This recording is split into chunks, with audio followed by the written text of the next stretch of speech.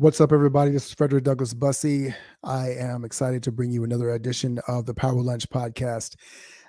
We are going to have an amazing guest with us today, somebody who has accomplished some many great things as an entrepreneur, a visionary, creative savant in every sense of the word. And so I can't really wait to share with you his story, and hopefully you'll be inspired and empowered through everything we have to talk about today. That being said, let's go.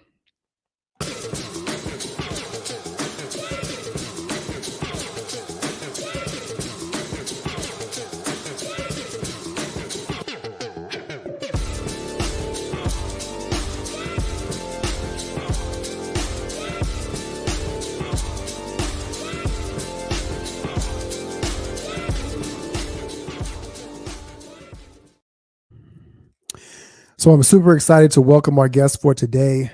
He is what it says on his website is that he is a artist, globetrotting speaker, a market seeker, a storyteller who identifies emerging trends and inspires clients to think differently. He's definitely all of that and more. I'm talking about none other than Shingy, as he is known, Mr. David Shing. Frederick, what's up, brother? So good to see you, man. Likewise. I love. I wore my jacket for you because I know that you were going to come in full rock star. You got the hair to match as always. I feel you, brother. I feel like if you cut your hair, would people even know who you are? Do you feel that way sometimes? I think there could be a Samson Delilah sort of vibe there, man. But I think about it every day. But I'm one of 10 kids, and one of my sisters is a hairdresser, so I've had kind of wacky do hair all my life, and people are like, oh, your hair's kind of crazy. I'm like, no, it's just how it all started. It all started because of the influence of my sister, brother. Right. Well, first of all, welcome to the show. Thank you. Let's let everybody know a little bit about who you are and what you do, and then we'll kind of dive into that whole story. Yeah, let's do it, brother. Yeah. So it's amazing because we had met as the pandemic was still rocking along in Clubhouse. And what's amazing about that is, you connect with people that I wouldn't necessarily have associated with, but we did around topics that we cared about. And at that time, people just wanted to connect, and they wanted to understand where they're going, what their vibration is going to be. Is everything going to be cool? And it was a great opportunity to meet people like you, man, and to spend time in your hemisphere is just an honor. So what I tend to do is during the pandemic, I got to kind of understand that the values of what I did were being reset. So I have 3 parts I used to talk about it all the time about what I believe people should be, and I decided to have a crack at it. So as a polymath, as somebody who has many, many different interests as you do, we splinter into these spaces and hope that some of it could be commercialized. So I end up spending time. I have a brand consultancy practice where I help reboot brands and get them right their ship, typically of an entire strategy for them, from iconography all the way to strategy and the other side of it, which is things that I used to do at AOL when I ran media and marketing for them. And then the flip side of that is I also am an advisor, and I get to speak and educate across some of the biggest sort of platforms on planet Earth. So this year alone, I did a NFT, blockchain, Web3, metaversey kind of vibe in the Middle East. I did one of those, of course. I've done a couple of those. I spoke at one of the largest HR conferences in the world, which is also a privilege about the future of work. I do a lot of work with sort of evolving technology. So that's sort of more my private work. I'd spent some time at the Festival of Creativity in Cannes, where I spent, about 6 hours educating these things called the Young Lions, all these incredible next generation creatives on, what's emerging and how to just be better humans, really. And so I get to do a vast array of different things, and all of them I'm super interested in, and I'm very passionate about all of that. I love your journey and how you swim in all these different types of waters, right? And you've always been a fascinating character for me. So this is kind of a personal way to kind of dive off into some of these different tangents that I feel like we can really pull so much wisdom and insight from you from. But let's talk about the beginning. You mentioned the fact that you are, a little bit about your upbringing, but talk about Shingy as a child. What was it like growing up for you? Yeah, it was. I had a crazy cool childhood. My dad was Chinese, my mum's Irish English. I'm born and raised in Australia, in the country. 9 hours north of Sydney and 3 hours inland. And I was one of 10 kids, mate, but I was raised in a Chinese restaurant. And, Wow. so we all grew up with Coca-Cola crates that we would walk around the restaurant, and when you stand on them and you can reach into the sink, you become the chief washer opera. At 15, you can be a bartender. So I had a bar license at that point where I was able to pull beers and serve wines and things like that young. Mm, I became a chef, pretty competent in the kitchen today. In fact, my younger brother, who's younger than I have two younger brothers. One of my younger brothers is a incredible chef in Australia, so he sort of kept the chefing legacy that my dad taught us. But it was mm, very much a life of lots of chaos, mm, because there's four boys at the bottom, and we're basically just called the four boys, or you boys, or you bloody boys, or whatever the hell was the context at the time. And it was a raucous of a life mm. until about the age of 11. And Frederick, I got hit by a car, and I got dragged for a couple of blocks, and I got airlifted to a Wow. different town, and I was in trouble. And I survived it, and I carried some real scars from it for a very long time, and I missed a bunch of school. And at that point, I think that moment for my parents, they just made a decision that if this kid was going to be that close to potentially not being with us, let's just let him do what he wants to do. And I think with Mm, that sort of freedom, Frederick, to be honest, it's a pretty intimate discussion to have, of course, this story. There are two things that could happen. Either I could run away and run off into the woods and be a skylark and party my ass off because I had all that freedom, or I could go the other mhm, way, which is what I did. I ended up exploring all of my sort of creativeness. So my interests in photography and fashion and design. I was a radio DJ. I was a disc jockey at a nightclub. I was a chef, at my dad's restaurant. I was selling Levi's jeans. I mean, there was a bunch of things. I was hosting fashion shows. There was a bunch of stuff that I was doing as a kid. And it mm, really sort of spoke to that polymath. And by the way, the reason I'm called Shingy is not because I made that bullshit up. I mean, it's because as Australians, we either elongate or truncate somebody's name. mm, And all of my family were called Shingis. And people like, if we're walking downtown, they're like Shingy, we'd all look around. So it's a family nickname, but it's very much an Australianism. And what's mm, happened is that that kind of stuck with me the whole time throughout my entire life. And I had an opportunity to leave home and move to Sydney, study design. I'm a classically trained graphic designer. I'm a mm, massive fan of craft. So when I look behind you, I love the kerning that's happening on that typography of what is a Futura font, extra bold. And mhm, we could talk about kerning and fonts all my life, mate, because I'm classically trained, so I'm old school. And I love the symmetry of the everything you got going on behind your winged chair. And mm, and given I love craft, it was something that am super passionate about. But I had the opportunity to be a young creative for many years as a guy who was working in iconography and brand, and then help invent some internet technologies in my early 20s, and moved a company to New York. Back in the days, it was just called the internet. Today they'd call it Web One, mm. Right. and I barely survived it, but I did. Mm. Um, you talked about the fact that you chose around 15 to start taking these alternate paths, right? Just exploring down these different routes and kind of whatever tickled your fancy, you kind of dived off into. But was it your parents, or was it something else that kind of gave you the confidence to be able to lean into exploration? Because I'm sure you know this, right? Maybe in your talks with the young lions, or that the confidence to be creative is not something that is perpetuated in most people, right? A lot of people lack really finding that confidence. So what was it about you that at that young age allowed you to be able to do that? Yeah, well, it wasn't. It didn't feel like confidence. Looking upon it now, it probably Mm, was. In fact, as I reconnected with some of my old schoolmates, the pandemic gave me the grace to do that. They mm, would always say, "Hey, we always thought you were uniquely different," and at the time, I mm, didn't. I just felt lonely, to be honest. mm, So I don't equate loneliness and confidence with the same thing, but You're to right. others, it did. And of course, I was never lonely because I had all my other siblings, but I also didn't have a lot of friends. And maybe that's because I felt like I was the cast of the Misfits toys all by myself. And Mm, I didn't really belong in any of these circles, brother. I'm not really built for sports, although I was a fast runner as a kid, but I really didn't have that team mentality. And because our family was so big, I didn't necessarily have a lot of friends. But what mm, I did have is a lot of curiosities. And so confidence for me came understanding of sort of these talents that I think we all have. By the way, I think we all have these natural tendencies for talent. It depends on whether you express them or not. Mm-hmm. And Mm-hmm. so, I think there's a real value in making sure that anything you find fascinating, why don't you just go and spend some time actually doing it?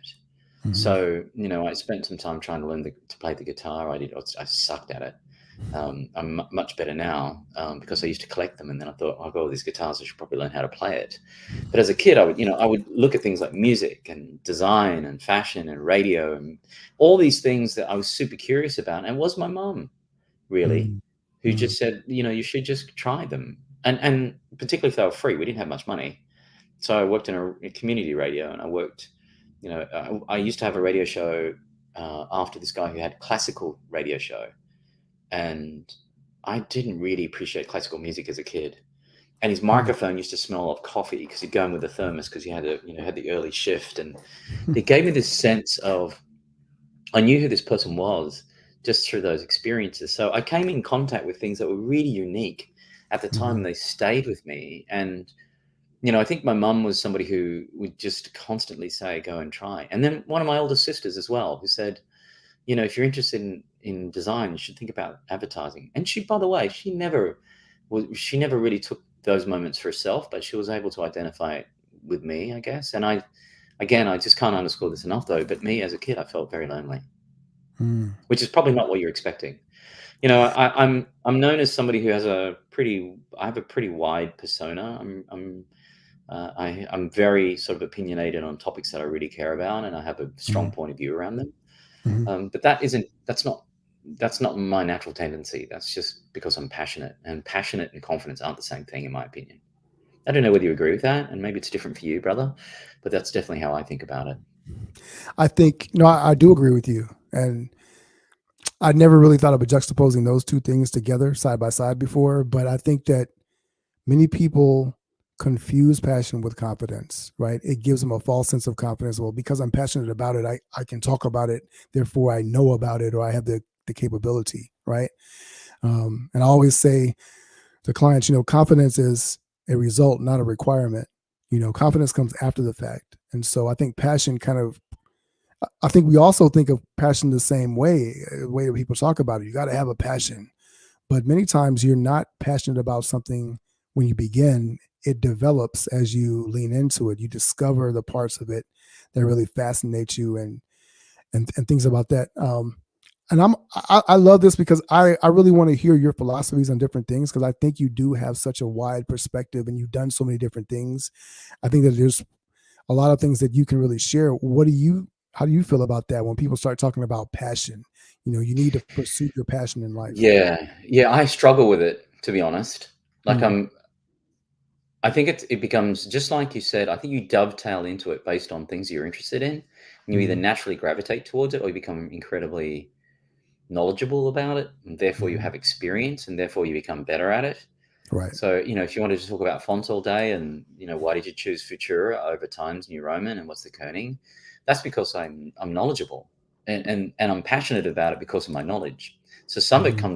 comes down to the curiosities, and do they land? But also, curiosity is probably a really underrated word. To be curious means Mm, that you're prepared to discover, and to discover means that you're prepared to be lateral. So mm. now's the perfect time. I know you have two kids. How many kids do you have, brother? Three, three. Three. Hmm. What are they? All girls, couple of Ten. boys. What do you got? I have the two oldest, the youngest and oldest are girls, 10 and 4, and my son is 6. Six.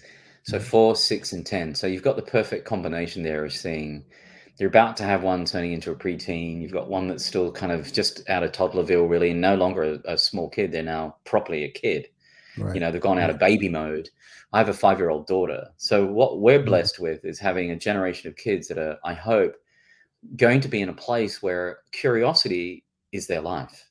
mhm, Where when we grew up, well, particularly when I grew up, it was this conformity is what mattered. And mhm, even as though I was a quote unquote creative and a designer, it was all about conforming, and that's I kind of rallied against it. I mean, there was a time when I was sort of in my early 20s trying to figure out what I really wanted to be. And I was at that time in multimedia. This is pre-internet, really.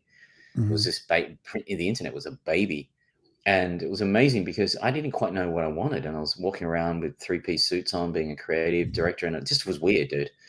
And it just wasn't me. And it felt very uncomfortable, but I felt like I needed to do that to be taken seriously. Well, now, Mm-hmm. if people can be who they are and they can express in the ways they are, and I mean that physically, spiritually, dynamically, Mm-hmm. this is the best time to do it in, man. Yeah. So I think all of this rattling to say, and this long diatribe of nothing, is to say that I think I would replace passion with curiosity, and Mm-hmm. also because I think passion becomes an output.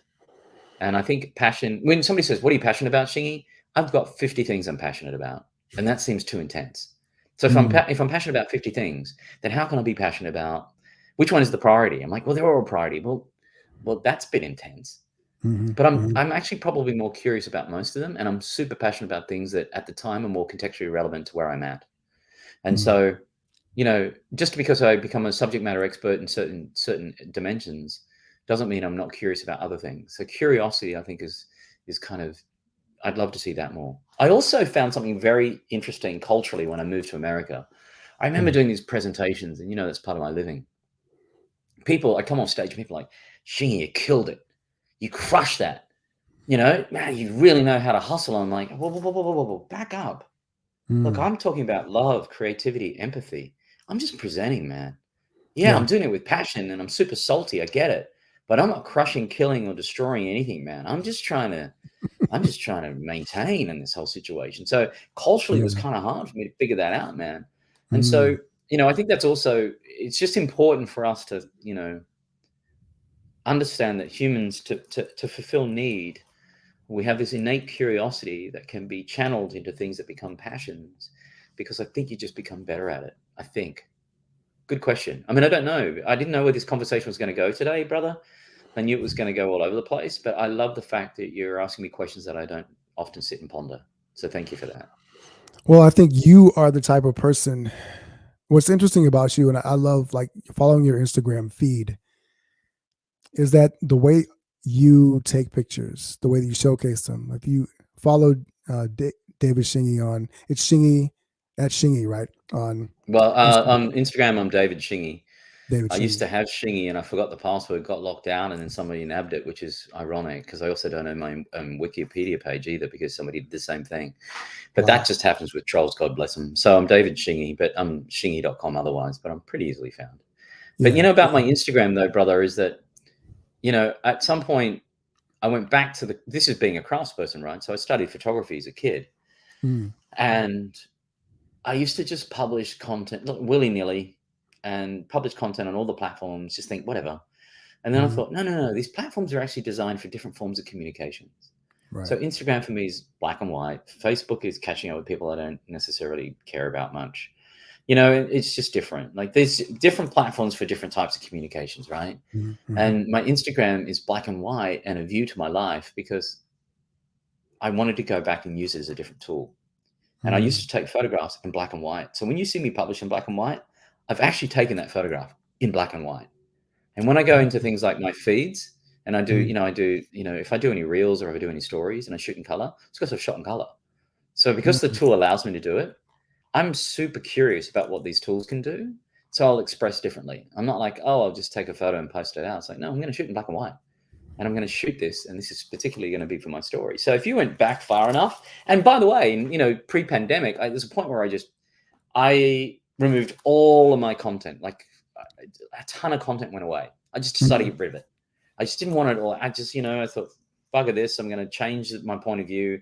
I'm going to do a total reinvention, blah, blah, blah. And then I realized there's a pandemic. I need to communicate to some of my friends. I'm going to do it in a way I'm used to. But if you went mm. far enough back in my Instagram, there's color. And that's where I just decided I'm going to change that. It was a record scratch for me. But yeah, anyway. You brought up a couple of interesting points. One is that different platforms are built for different types of communication, and we talk about social media as a blanket kind of thing, but you've got Discord, you've got Facebook, you've got TikTok, you've got Instagram. and you find LinkedIn, even you find that people behave differently on different platforms because they're designed for different things. And I wonder if you could talk a little bit about the idea of being a creator, or creating expression, right? Whether it's through your business, whether it's through your personal creativity, artistry, whatever.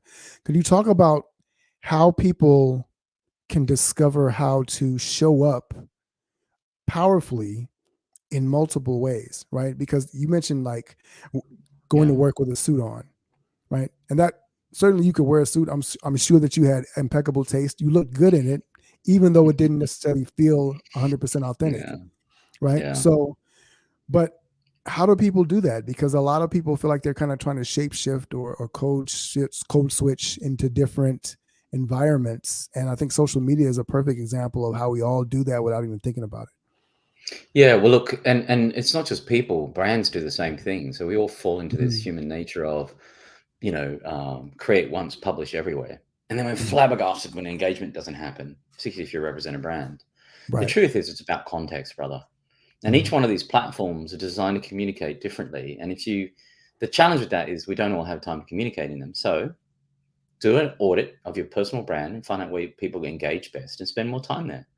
So in Mhm. places like Discord, I get to lurk. In places like Twitter, I get to observe. I used to participate, but I stopped Mhm. participating because in 2014, the internet started hating on me because I was a bit strange looking. A weird Chinese dude with a title called the Digital Prophet that wears black nail polish working for AOL messed with people's heads because I turned up on a TV show called the MSNBC's The Cycle, which was Mhm. really designed for meat and potatoes America. And it freaked them out, dude. They couldn't reconcile with it. And I was trending Mhm. more than Sochi Olympics. And when you do that, you become pretty obvious and people start to either love you or hate you. Frederick, I'm Right. very aware either people love me or hate me. They're not like, yeah, that Shingy dude, he's okay. Uh-uh. I'm polarizing and I get it. Mhm. But what's amazing for me is that there aren't enough people spending time in the channels which edify them in a way that says, this is really powerful for me. So I'm going to spend more Mhm. time in it. I think I think the younger generation, kids today, definitely understand that with platforms like TikTok. And TikTok is not social. TikTok is Mhm. fundamentally the next generation of entertainment, Mhm. and so is YouTube. In fact, that's where all the kids are spending their time in. It's not Mhm. about the polish of Instagram or the communication of Facebook or the wittiness of Twitter or the filtration of Snapchat or the collection of Pinterest or it's all of those and Mhm. none of them if you don't necessarily need to participate. Right. So the other thing that you need to reconcile with is it's not a popularity contest. These are Mhm. all communication tools. If you want to do mass amplification, there are ways to do that. In fact, these platforms teach you ways to become popular in them. These Mhm. platforms teach you the way that the algorithm is going to pick you up because you do more reels in Instagram or more it's live or in TikTok it's all about green screen and doing this with a weird looking microphone that does that and you're scouring the internet for things that are interesting and amplifying it over it because you're an opinionator or you split the Mhm. screen and it's like that's homogenization. So what you end up with is a lot of content kind of all looks the same Mhm. and Mhm. it takes dudes like you and I, brother, to carve out that and say, hey, if I'm in craft and I'm a creative, I'm going to do it in a way that I feel like represents who I am, not Right. necessarily representative of the platform. So therefore, in some of these, I'm not going to be popular, and I'm okay with that. But using the context of those platforms for how they're utilized, how it suits you best, is really important. But one thing that I did in about 14, when the internet was hating on me, a very, very dear friend of mine, one of my oldest mates on planet Earth, is the songwriter Gavin DeGraw. And Gav, he and I did an onstage interview, and I was, it's great. I get to interview some of my mates, and he had an album coming out, and we're catching up, and he goes, "So what's going on?" I'm like, the internet's hating on me right now, dude. So I just want to curl up in a ball. And he goes, "Well, why don't you just go where you're celebrated?" And I Mm. sat back and thought, "Oh, you little shit! That is one of the best pieces of advice I've ever had, and that's going to stay with me for life." Because Mm. it just completely took all anxiety out of the way and just said, "Oh, it is a choice, isn't it? Yeah. Wow." Wow, I really needed that reset, man, and it has stayed with me, and, that guy I get to call a dear friend forever, and he helped me out of a bind in a way that nobody else could. So, yeah, just it's that simple. I love that because I think that there is this conditioning maybe, or this notion in our heads that we have to try and win people over. Like that's the point, right? Win them over. They hate you. Let's prove to them that you're worthy. But I'm curious. You took that bit of advice. Where did you feel like you had either forgotten where you were celebrated, or you discovered maybe in a new way this different element or this different realm where you could Mm. really shine? Yeah, I love this question. And you know what's amazing, and one of the things that allowed me to crash the internet was that I said that defriend unfollow would be a trend, Mm, and this is the height of popular social networks. And what I said was the context of that is very simply this, and at the time I would ask audiences who has Instagram, or the hands go up, who has Instagram that's private. About 80% of the hands would stay up. And I would say to myself, okay, so, but you still communicate there, right? You're still messaging, you do those things. Yeah, yeah, yeah. So intimacy happens in closed, interconnected networks, and that's mm, important. So where did it happen? In DMs, and it happened in all the platforms that wasn't necessarily public. Because if you're going to stand, and it's, by the way, that's all, that landscape's also shifted right now, which is if somebody's getting hated on, and we're now in a place where people can be defended, and that's great mm. because the public, the court of public law is weirder now, but it's Yeah. better because people will stand up for you and say, "Hey, don't throw shade because we're going to throw it back at you." We're back, like in 14, as I said, it was when that was happening. The beautiful confidence of me feeling whole came from intimacy, those closed networks, and that's where I still feel it today, and it's Mm, amazing for that. But it happens in places where the true intimacy can happen. It's human to human. But one thing I wanted to say, as part of your comment, you said that you're wanting to change people's opinions potentially. I would say potentially, and here's why. mm, I don't know about you, and this is particularly physical. It's just different. When you meet somebody, I think within milliseconds, when you shake somebody's hand or you meet somebody, you'll know immediately whether you like that person or not, or whether you're going to mm, spend time with them, whether you think they're a worthy to really engage with. There's something about human nature. The mhm, good thing is we can also build some of that empathy through these networks by understanding that if I follow this people's content and I mhm, am rewarded by it because that makes me feel great, or I get a view of their life, we align with our belief systems, all those things can be done by having this commentary before you get to them. Then there's mhm, already there's like this warm introduction. And I mean, I felt that with you immediately. And yeah, but if we met face to face, if that was our first contact and it wasn't this whole digital hemisphere, mhm, I would have felt that. And I'll know that, hey man, if you need anything, just you can call me anytime and I'm there for you. But if it was like I felt like I had to, if I didn't feel that and I felt like I had to sort of convince you, then find another audience. mhm, Find another group of friends, man, that get you. And that for me is incredibly important. I had the good fortune in my career being a very odd dude with a pretty high profile executive position at AOL mhm, by one, initially working for a friend, and two, becoming incredibly trusted by a young female executive who really believed in me, who mm, said, I know you've got incredible experience. Can you channel that towards media? And I said, absolutely, I can. But I'm going to fill that gap by hiring well. So I hired this incredible editor she used to be the editor of Vogue in the UK, and she knew nothing about digital. And I know mhm, all about digital. I knew nothing about publishing. So I brought her on to teach me the gap. So we had this two-way relationship on it. And she went off to run Digital Women's Daily, which is crazy. So she's amazing in her mm, own right. But I had these very strong younger women help empower me, which I thought would be the other way around if I was thinking about my masculine self. And then ultimately, my boss at AOL, who was Tim Armstrong, his career was boosted at Google. mhm, He gave me a wide berth to be somebody who was culturally relevant to an industry that really needed it. And he mhm, just trusted that the value that I was providing would be good for the brand. So finding people in your life who really do support you, values, your understanding, your opportunities, because if people turn around and say, what is it that you do? The question really is, what is it that you need? mm. And if you fit that and you're able to do that in the context of your superpower, then that's the economy I want to participate in. But Yeah. half the time we're just striving to figure out what my catchphrase is, man. You know? You said, well, first of all, you say so many different things. There's so many different paths I could wander down. But I want to harken back to something that you said earlier, which was about intimacy, which is not a word that people think a lot about when they are talking about social media or business, right? So we talk about relationships, we talk about networking, we talk about connecting, but intimacy is the highest level, the highest form of human connection, right? Typically, you think about that in terms of a marriage or a long term partnership. How do you think about that in terms of connecting with people, and how? Because I get the sense that this is something that is really meaningful to you. And I guess a secondary question to that, if I can ask it, is do you feel as though that loneliness that you felt when you were 15 years old is kind of something that created maybe a deeper longing to share intimacy with the world, if you will, or to promote this idea that we should be intimate, so that people can be seen and connected, and no one should be lonely? Yeah, that's a great question for that's a great dinner drinking question for sure. So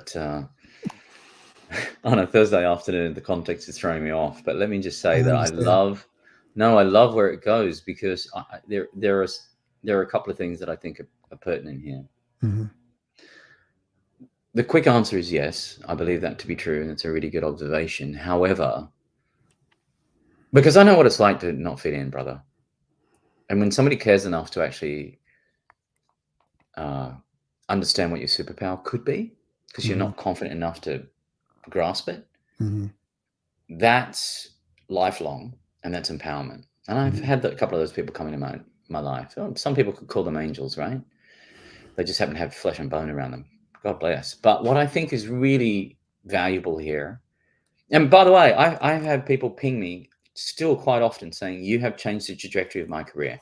Hmm. Seeing you speak, you made me seen. Hmm. And the way you approached me afterwards, the way that we got to connect at a happy hour or whatever, at a mixer, or you were the only one who cared about what I did." And these, by the way, at the time, these are kids early in their career, and I'm making time to connect with them, knowing that somebody did that for me. Hmm. And guess what, mate? They've gone and get these big jobs. And it happened in Cannes when somebody came up to me, got this massive hug, and said, "Because of you, I'm now the head of communications over here, and I would have never thought I could do that." Wow. And I'm like, whoa, I have not seen you in like 10 years. What are you talking about? It was a delicious moment that Hmm. the encounter was that impactful. And I bloody mean it. I mean, it was really impactful for me too. Hmm. But the thing is this human to human relationship. That is how business works. Right. So if you look at the culture today of everybody is an entrepreneur, everybody can be the CEO of their own organization. There's the ability for you to be able to, do all these incredible things. Yes, they can, but it ultimately, I think, human to human contacts and people buying from humans is still the most important thing to me. Hmm. And those relationships are earned. But also, the way you earn that is by not just taking an interest, but being interesting because you understand that you've done the research perhaps on the things that they care about. And so you come into it aligned. That's Hmm. particularly if you're doing that in business. I mean, that's 101. Do the homework, do the research. And if you don't do the research, don't bother calling or speaking to me. But Right. on the flip side of that, on a personal side, you very quickly get a feel if people are going to align with you or not. And I mean that from a kind of an intimacy perspective. And I'm not downplaying intimacy. Yes, it feels like you keep that for, say, a love relationship. Yeah. But intimacy it can still be formed, I believe, in these relationships. And it can happen Hmm. even in these digital networks because it feels like this person understands what I do, they appreciate what I provide, and they care to engage. When people reach out and say, "Hey, man, you make me feel great," I look at your Instagram feed and you make me calm. Or Hmm. somebody pinged me recently said, "The way you curate music on your stories makes me want to create a whole new playlist." I'm like, "Yeah, that's because I'm super interested in music." It's Right. very simple to me, and not just one genre, which also speaks to me. So I don't know, man. I have faith that we're going in a place, particularly in a world that feels very polarized Hmm. today, Hmm. that there are these beautiful moments that can happen if people just care. And caring is a direct, I believe, output of a very vulnerable moment of the last couple of years, going through a space where we're all flatlined. Yeah. And Frederick, it's interesting because pre-pandemic, it probably would have been very hard for you and I to find time. And the reason why I say that is that I'd be jumping on a plane or too distracted, or I'd see him like, yeah, I'd love to connect with you sometime. And let me write that down. I'll do that on the 12th of never, where, I will bump into people in New York now and just say, hey, do you have time? Like, yes, now. I mean, Yes. let's go. Right. Let's go grab a tea right now, because this moment there's a reason for this. This is Hmm. not a coincidence. We're here. We've not seen each other for a long time. Human contact is weird, I know, but you don't, unless you have to run somewhere and let's be vulnerable. Hmm. Vulnerability and intimacy. How dare I say that? I mean, but I mean it. Why? Because we've just come through, 2 years of just the craziest shit, man. And now Hmm. we're at a place where you can reinstate all of those values that seemed like they were downplayed in these platforms. Yeah. And I think people are hungry for it, personally. I absolutely agree. I think that what we're seeing across multiple genres is people have a craving to go deeper, to be led in a way that is meaningful, led towards things that are meaningful in their lives. Um, Now, because we have so many different silos, any person can be in a tribe of 5,000 people where they all explore this one thread of Game of Thrones or Pokemon or anime or whatever it is, and they can live there, right, completely, and feel completely seen and intimately connected with these strangers. And yet, we're also in a world where people increasingly don't know where to find the right answer, the truth, if you will, about things that are also meaningful and matter. So there's our versions of the truth for our own stories, and then there is, okay, what does gravity really exist? Is the world really flat or round? Is there, so there's all of these weird um conspiracies and or ideologies about what reality really even is, right? And so we're looking for leadership where people can tell us what really truth is. Who do we trust? And so I'm kind of circling around to asking the question for you, because in your work you really are a communicator, right? And so people are giving you feedback all the time that what you're communicating to them feels real, feels true. And in your work, how are you doing that with maybe the brands that you're working with, to help them to understand their responsibility as a communicator, not just to sell things or promote themselves, but to actually provide a sort of leadership in the world Yeah, around great, what's true? great question. Well, so look, in that it's heady because there are a couple of things that have to happen. It's like an almost a reset of Mm, values and the mission and purpose and all these things that seem very soft but are incredibly important. mm, Because if, let's say, the middle part of an organization or of a brand doesn't believe in those or feel those, then how can the head and the tail follow? mm, And so, given that, there's kind of this reset that has to happen. And one of it is understanding that whatever is that purpose, firstly, distill it down to something that's really succinct. People will call it a tagline, but that is something that's believable and it's aspirational enough that you can live up to it and grow into it and be inspired by it. Not something that feels like it was built in a boardroom by a bunch of white people, for example. It doesn't work like that, brother. mm, So it also has to be a reflective. Your brand is actually not owned by yours typically. It's a reflection of the people that consume it. And there's a reason they're mm, passionate about it. So they are the voice of that brand. You are just a custodian to make sure their voice is heard and amplified. And in I addition like to that, it also comes back down to DNA. Too many times people are looking for a shiny object. So whether that's the new, verbiage around Web3, or whether it's the shiny object around entertainment and social platforms, and spending too much time on the what, and they forget about the why, and they forget mhm, about their own DNA. mm, And they start to act like these kids, and it just doesn't seem to work.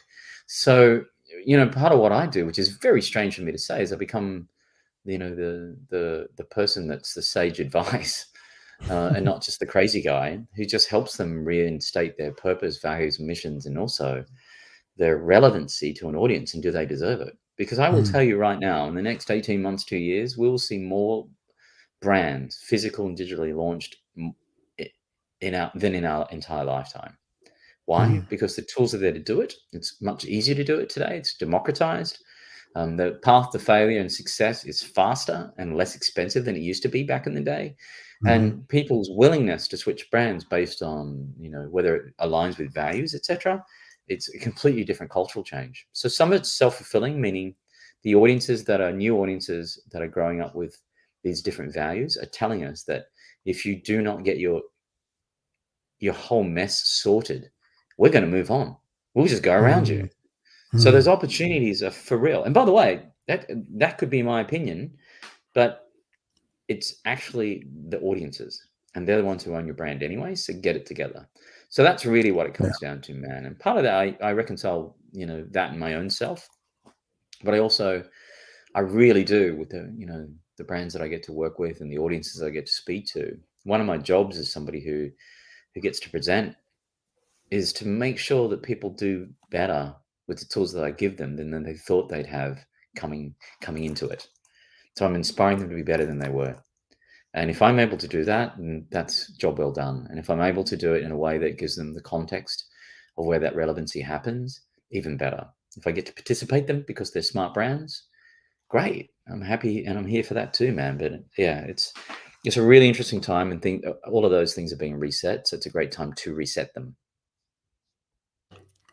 What are some of the brands that you feel like get it right now that are kind of leading the way in terms of creating that intimacy of being great custodians of a message or a tribe or an idea even? I mean, I think that I can speak to a number of different brands, and I'll give you a couple right now that you know of. Burger King's a good example. Burger King's a great example of a brand that gets it right. And what I mean by that is, several years ago, they brought meatless Impossible Burger to their menu. And I'm not a Mhm, massive consumer of their brands, by the way, but I believe in where they're headed. mhm, When you think Burger King, do you think plant-based? No, you don't. But they did it because they believe it's right, because of all of the greenhouse gases that get produced because of all of the all of the farming that happens around meat consumption. So mhm, they're pointing towards the future. So it's very future forward. On top of that, they're also very democratized with the way they think about their brand. So in Mexico, they did this beautiful campaign where they went out in the streets and found people actually eating Burger King at the time and said, "Do you mind if we photograph you?" So they're mhm, really showcasing the people that actually do own their brand. It's not some polished, fabulous looking model doing this thing, having a Whopper on the side. No, no, it's actually these people who are workers or whatever, and they just told their stories. I thought that was really quite powerful. So that brand's really quite amazing. And then if you look at somebody like, somebody is as smart as Oreo. And I'm not a massive consumer of that brand either, but they did these incredible things where they were able to produce content at the speed of culture and make it relevant for every audience. So whether mhm, that was when the power went out in the Super Bowl and they did this thing called Dunk in the Dark, which seems old school now, but at the time was incredibly relevant. mhm, And they also have this twist and dunk game. So they're one of the few sort of CPG brands that have a mobile app that actually earns them money. That's very powerful for that audience. Or if you look at mhm, the remarkable work that Adidas have done, particularly launching into the metaverse and around NFTs, and the way they did it in this beautiful way that felt core to their DNA. And mhm, for me, it made me think back to them when they were supporting people like Run DMC back in the 80s. mhm, What they mhm, did for Web3 was even just as equally relevant. So it really updated that brand. And the flip side of that, the competitor Nike has done an incredible job of saying, I take a very masculine tagline, like just do it, which I think is incredibly masculine. And mhm, they've created these self-effacing experiences where it's like, if you suck at doing all these sports, at least you're participating, because right. everybody's an athlete is the dot dot dot. Another brand that I think has done an incredible job of understanding how to communicate in a way that's very human is Oatly, the alternative milk. And what I Mm, love about mhm, that is they were a little brand out of the Nordics, and they were in, the first thing they decided to do was publish in English. They changed their whole iconography to be something that felt very sort of accessible and fun. And I'm talking about a bloody carton of milk, mate. But every time you try and buy that, or alternate milk, every time you try and go into a cafe or go and buy it, the shelves are empty. They can mhm, never keep up with demand because they've mhm, created a groundswell around this brand which is just culturally in tune. Now, some would argue that all their ingredients aren't amazing and whatever, and they will sort that out. But to be able to captivate a massive industry like the milk industry and reframe it is incredible. They even put their carbon footprint on the carton, which, by the Mm. way, kids care about. And our kids, brother, are going to care about that more and more. So they're already in. And then Yeah. you've got a brand like, we'll always talk about the poster brand of Patagonia, where Mother Nature is the only investor. Oh, Mm. hello. Yeah. My goodness, man. And I look at that brand and think, but they've been doing this forever. They're a certified B Corp. The only Mm. thing that you'll see that people, and they've always got a sustainability element to them. When people take a dig at that brand, well, I'll give you two reasons. Most people will take a dig at that brand because they're not completely vegan. So they still use leathers in some of their products. But why I would take a dig at their brand, the designs just aren't that cool for me, boo. So that bothers me. So otherwise, I'm here for it, man. But I'm not here to walk around with a Patagonia vest on. It's going to look like that. So if we can get a great creative director in there that can up that design, then maybe cats like you and I will walk around with it more often. But there are just some brands that kind of always seem to understand, and they're not new. The new Mm. brands that are understanding how to actually captivate people have to understand how to sustain that. So Right. to sustain somebody's attention for over a longer period is hard, and a lot of them Hmm. get into the position where they have to fall back to tried and true techniques of engaging with people, and then they understand that there's a method to this. There's a reason why these brands that I just called out have been around a very long time, but they Hmm. work, and they Hmm. keep on changing their values to meet the culture of the consumer if they're relevant to them. Mm, So I wanted to. You actually led me perfectly to talk about design mm. because, so you mentioned like my the stuff behind me, my Yeah, I get you. Yeah, I feel you, brother. and I love that. But so I have. It's interesting because I went to school for communications, and so it was TV, radio, film. But it was more because I was interested in pursuing a career in music. And so at the time that I was in college, there was only, there was no music. I mean, other than Berkeley, you couldn't really go to school for music, Right. right, to be a producer or a songwriter or something like that. And I actually didn't major in that because my, I felt this pull. I wanted to be Diddy. Yeah, I I get you. really admired him and Russell Simmons. And so that was the clearest path I could see to do that. But over the past few years, I've become extremely fascinated with design. I went through this whole period where I was like really exploring fonts and trying to figure out, why does this look so clean? What does this communicate? How can a little serif or a sans serif font communicate something though very differently? And why does it communicate an entire age or an ethos, right? But you talked about the design, like we were talking about Patagonia. Can you talk a little bit about how you see the world, how you brought in photography and um, um, topography and all of these different things to be able to kind of inform the way that you talk to brands, yes, but also that maybe we as entrepreneurs or creatives can be thinking about how we can be really more specific and about what we communicate. Even to a price point, right? That a certain font communicates that Yeah. you're worth more Yeah. than others, right? And it's a fascinating question because it's also incredibly loaded, right? Because Mm. taste is in the eye of the Subjective, beholder. right? Absolutely. But I can tell you that simplicity is the ultimate sophistication. Period, full Mm. stop. Every classic designer, whether it's fashion or even music, there's Mhm. simplicity in the way they think about it in 3/4 or 4/4 time, et cetera, et cetera, et cetera. There's a mathematics to it, or I think it was Dior that said every morning take one thing off as you leave. So there's Mm. a simplicity to it, and it's fun. It's fascinating if you turn that around and you approach it that way. Simplified design means that there is less chaos, so people can actually be more chaotic in the way they approach it because it's simplified, and it Mm. allows it to breathe. It give people space. The more is more culture, of the 80s designs and the 70s designs can be influenced back into where we are today in fashion, music, culture, design, Mhm. but it isn't the same vibe. Now, what we're falling into a trap into, of course, when you think about metaverse, is the world of avatars means that because people are over-indexing their expression engine, and which is their digital reality, you're also going to see that expressed in fashion because they're trying to keep up with the digital manifestation of that. And Hmm. technology allows you to do that because you can 3D print anything that you possibly could dream up. So Right. you're looking more like an avatar in the real world, which, by the way, in the 70s we called punk. So it's actually not that different. It's just been updated to today's vernacular and Right. today's design tools and language, brother. Yeah. So it's fascinating because there's just something about, and I would say this to everybody, which is just simplify things. Now, I look like Hmm. a hot mess, mate, but at some point in time, I understand what my silhouette is, and I just created this simple icon. Hmm.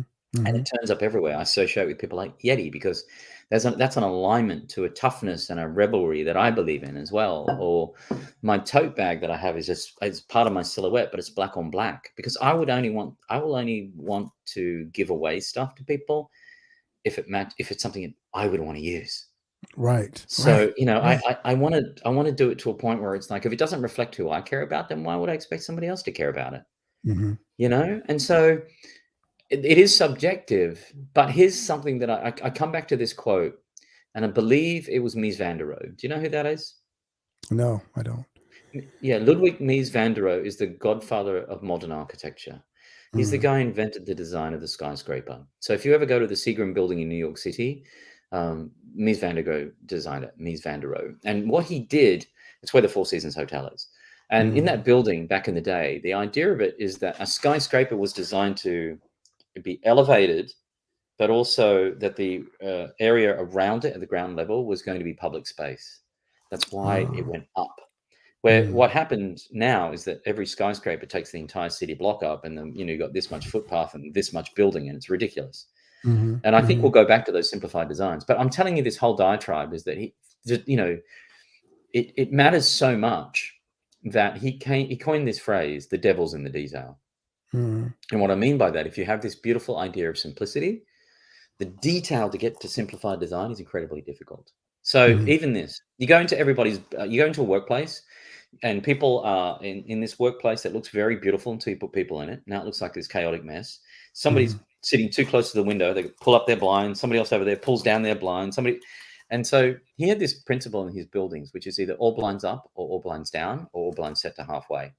And the reason for that is inside the business and outside the business, everything else in those environments is chaotic. And it kills the mhm, energy inside and outside of the offices by seeing these jigger jaggies in the room. So I've done many boardroom presentations as I contest to in my career, and every time I'm in those, I will walk around and just quietly put all the blinds at the same space because it messes with my rods and cones. And mhm, so mhm, even that sort of thoughtful design is incredible. Oh, another example of it. It's a phrase I call designologue. If you can design to a point that creates a dialogue, mhm, whether that's a font you use or the color of your red chair that you've got on your wingback, or whether it's for me, I either use black or white for everything that I use, and I've got this spot of shingy green in my website because I've had that green with me. It's on my album. I have a music album, and it's been that green's been with me for probably 40 years. mhm. And what's interesting for me with a designer log, it can be as conscious as a toothpick. Frederick, have you never noticed that a toothpick, a little wooden toothpick, has got this kind of little weird thing at the end, like a little barbell? You ever noticed that thing? It's got these little Mhm, indentations at the end. mhm, You know what it's for? mhm, Okay, so the toothpick, it's rumored, was invented by the Japanese. And if you take that toothpick, you snap that little barbell off at the top, it becomes a rest for your toothpick because you've got a rest for your chopstick, you got a rest for your bowl. It's conscious design, and even as something mm. as naff as a toothpick. So everything has to have a conscious design. Yes. Everything has to have a conscious design. Why is that confirmed? Because otherwise, there's so much chaos. You can't create any calm, Right. and you need that calm to be able to be chaotic, to be able to have opinions, to be able to be more creative and expressive. But it's got to start with that idea of simplicity. And there's one book I'm going to recommend to you that you should get your hands on, just because Mm. it's here on my desk all the time. You see my greyhound, isn't she a honey? That was There's this lovely. like these books, mate, these little tiny book about inspiration of this, for me, I just pick Ah, it up to thumb through and think, yes, I can Google this rubbish, but why would I do that when I can thumb through one of these little books of inspo and just feel like that's kind of what I needed. I mm. need these little bits of brevity, that helps to Yes. breathe. Mm. You Our time is flying here. Yeah, man. And No, I have so many questions, but one of the things that you talked about, and I love this as well, is how a great slogan can communicate.